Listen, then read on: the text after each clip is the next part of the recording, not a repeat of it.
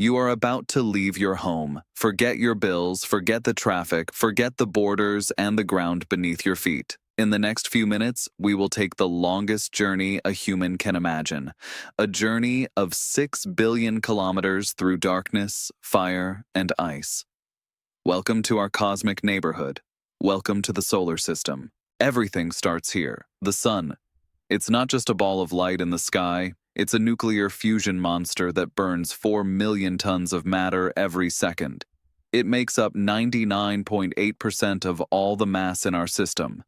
If the solar system were a human body, all the planets together would be less than the fingernail of the pinky finger. The sun is the rest of the body. Without it, we would be just frozen rocks drifting in the void. It is the tyrant that keeps us in line with its gravity and the god that gives us life with its light. But it is also violent. Solar storms launch billions of tons of plasma into space. If one of those storms hit us directly today, our technology would melt down. The global power grid would collapse. We live next to a hydrogen bomb that has been exploding continuously for 4.5 billion years. Traveling out of the furnace, we encounter the first rock, Mercury. The messenger of the gods is a victim of proximity. Here, the sun is 3 times larger than seen from Earth. During the day, the temperature reaches 430 degrees Celsius, hot enough to melt lead.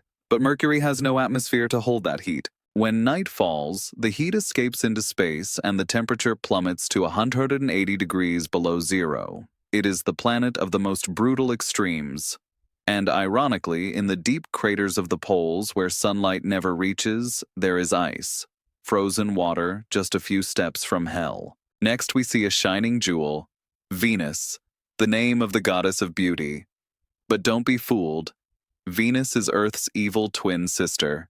It is almost the same size, the same gravity, the same composition. But something went terribly wrong here. Venus is the warning of the apocalypse. An uncontrolled greenhouse effect has turned this planet into a pressurized oven. The atmosphere is 90 times heavier than that of Earth. Being on the surface of Venus is like being 1 kilometer deep in the ocean, but on fire. Sulfuric acid rains from the yellow clouds, but the ground is so hot that the rain evaporates before it touches the surface. Russian probes that landed here in the 70s lasted only minutes before being crushed and melted. Venus is proof that a planet can die, and then, in the middle of the habitable zone, we find the oasis, Earth, the only place in this vast universe where we know love, music, and memory exist. From here, it looks fragile, doesn't it? A thin layer of blue gas is all that protects life from deadly radiation, but we cannot stop. The horizon calls to us. Mars, the red planet, the dream of humanity.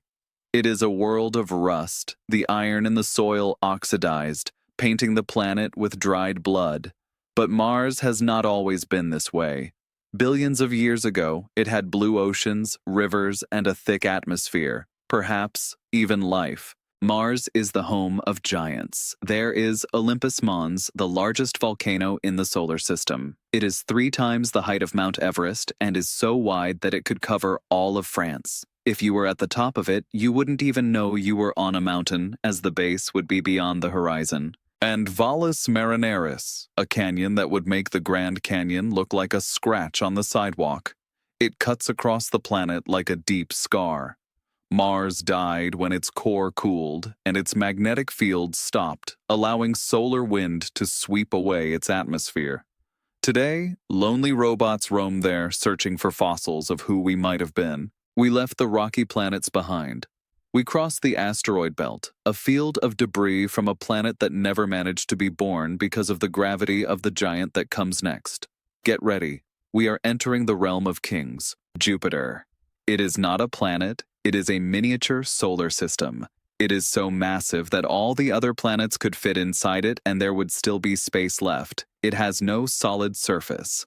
It is made of gas and storms. If you tried to land on Jupiter, you would fall forever through clouds of ammonia, being crushed by the pressure until you turned into liquid. Look at the Great Red Spot, a storm larger than the entire Earth, roaring for over 300 years, winds of 600 kilometers per hour, No one knows what feeds this beast, but it refuses to die. Jupiter is Earth's shield. Its massive gravity attracts asteroids and comets, swallowing impacts that could destroy us.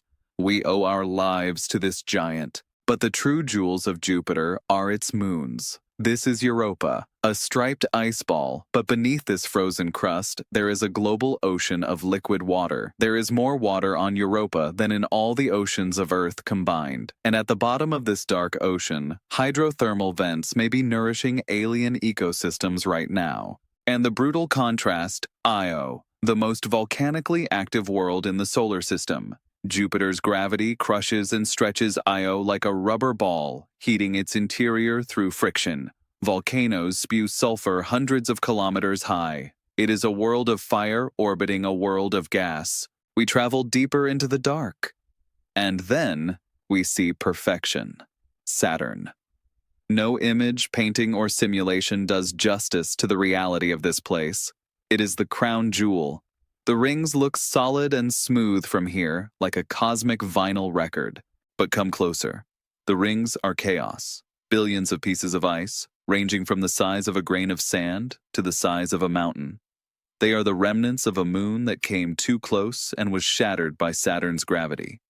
It is a graveyard of ice dancing a perfect waltz. Saturn holds the strangest world we know, Titan, the only moon with a dense atmosphere.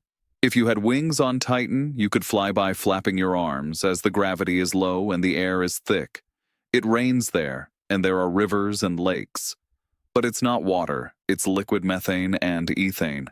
Liquefied natural gas. It's a primordial Earth frozen in time. And the small Enceladus, a white snowball that shines. At the South Pole, geysers spit salty water into space. The Cassini probe flew through this water and proved that it contains organic compounds. The ingredients of life are being sprayed into the cosmos by this small moon. The sun is now just a very bright star. We have arrived at the ice giants, Uranus, a world of pale, ghostly blue. It is the odd one in the family. It spins on its side, rolling in its orbit.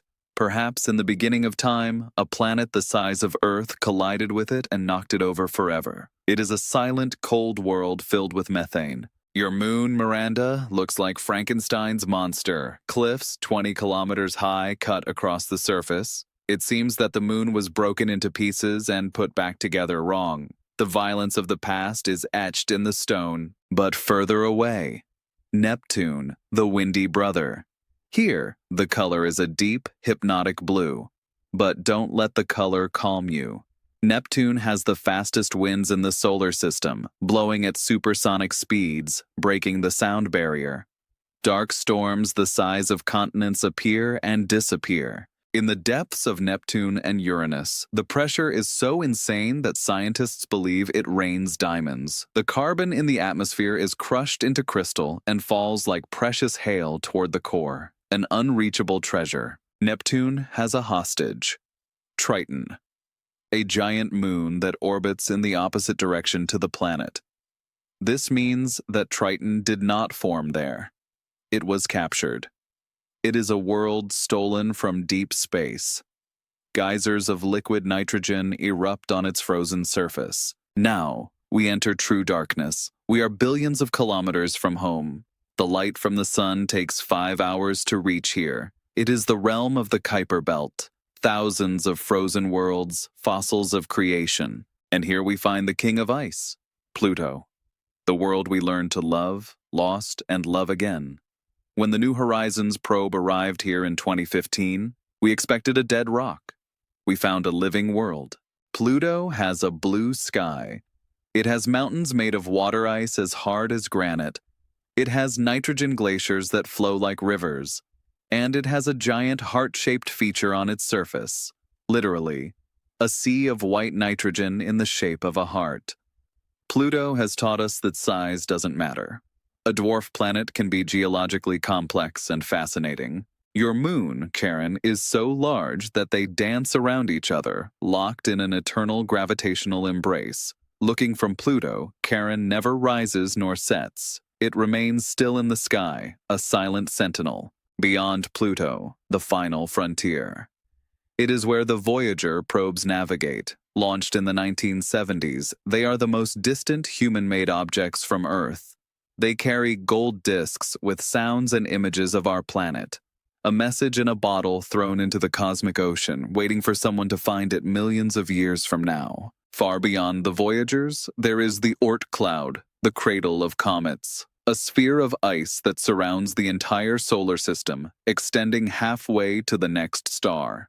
It is the boundary of the sun's empire. We saw fire, ice, diamond storms, and underground oceans. We witnessed the violence of creation and the silence of the void. But of all that we saw, the rarest thing, the most precious, the most impossible, was left behind. Look at that pale blue dot.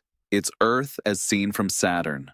All the people you love, all the kings and peasants, all the wars and all the songs have taken place in that grain of dust suspended in a sunbeam. We haven't found life on Mercury, nor on Mars, nor on Pluto. For now, we are alone. We are the way the cosmos knows itself. We are the consciousness of the universe. This journey teaches us a single lesson. There is no planet B. Mars is a radioactive desert. Venus is a hell. Earth is our only home. Taking care of it is not just ecology, it is the only survival strategy we have. The universe is too vast not to be explored. Our journey has just begun. From the moons of Jupiter to the planets of other stars, the future awaits us. If this journey through space changed your perspective, give it a like and share it. We're all crew members of the same ship, Earth. Subscribe and keep exploring the unknown with us.